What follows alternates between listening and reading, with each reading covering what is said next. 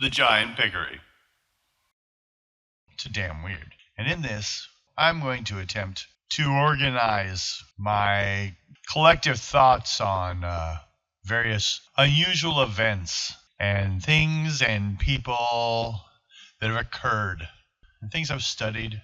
Just a way to organize them here onto YouTube for me. Now we're going to start with some of the easier things, simply because we need kind of a foundation for our studies, for something to look at. These are things that maybe shouldn't exist, but do.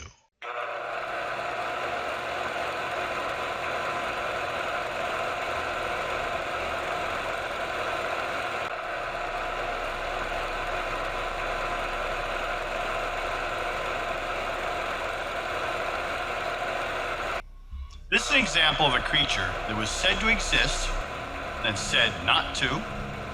Then it came back.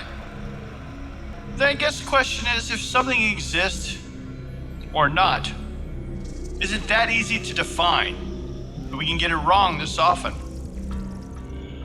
Piccaries first appeared in the fossil records of the late Eocene and early Oligocene periods in Europe. Fossils have later been found in all continents except Australia and Antarctica. It became extinct in the Old World sometime after the Miocene period, possibly because of competition from the evolving pigs. Although they are common in South America today, piccaries did not reach the continent until about 3 million years ago, during the Great American Interchange, when the Isthmus of Panama formed, connecting North America and South America.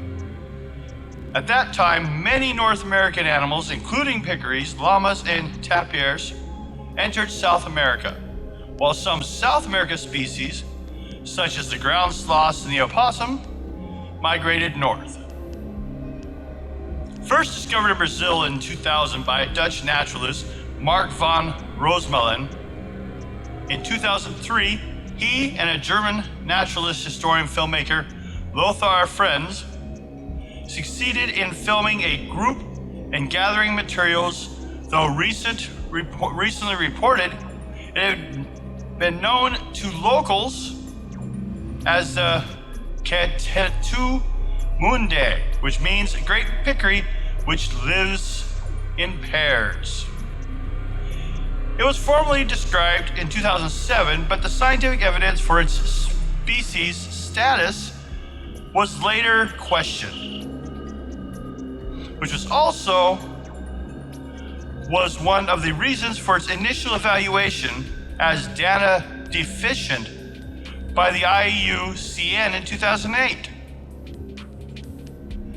Following a review in 2011, the IUCN moved the giant peccary into synonyms of the colored peccary.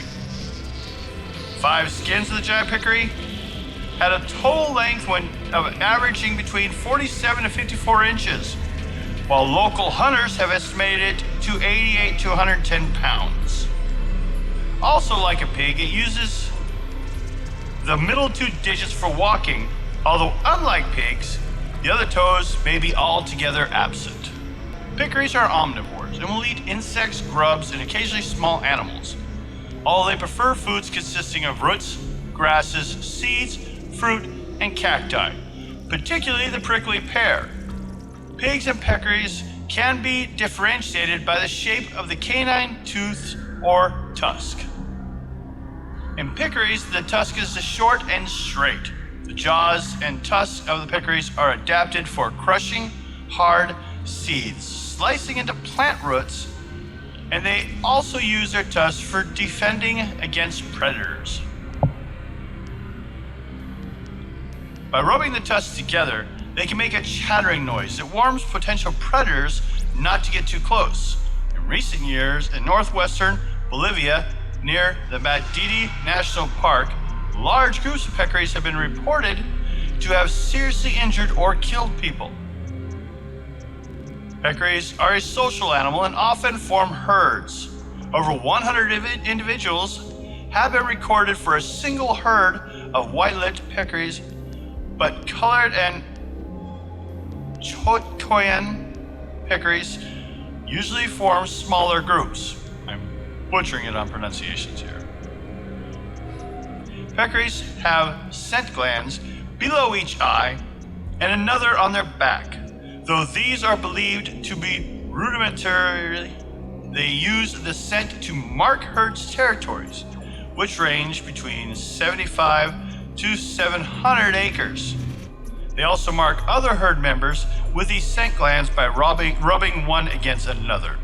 Pungent odor allows peccaries to recognize other members of their herd despite their myopic vision. The odor is strong enough to be picked up by humans, which earns the peccary the nickname of skunk pig. Colored peccaries are generally found in bands of 8 to 15 animals of various ages. They defend themselves if they feel threatened, but otherwise tend to ignore humans. They defend themselves with their long tusks, which sharpen themselves whenever the mouths open or close. So it seems that when the brightest minds of the day say something is extinct, they still might be wrong.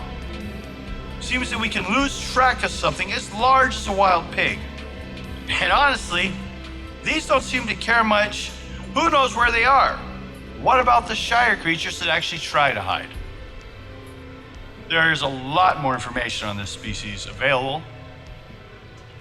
This is just the basics to introduce you to it, and if you wish, please look it up.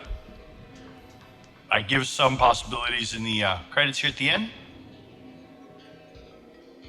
but mostly I just want to deal with the bizarreness of how we cannot decide easily on if something's extinct or not, or how we will be willing to throw out the term when there's places on our own planet we hadn't even checked yet.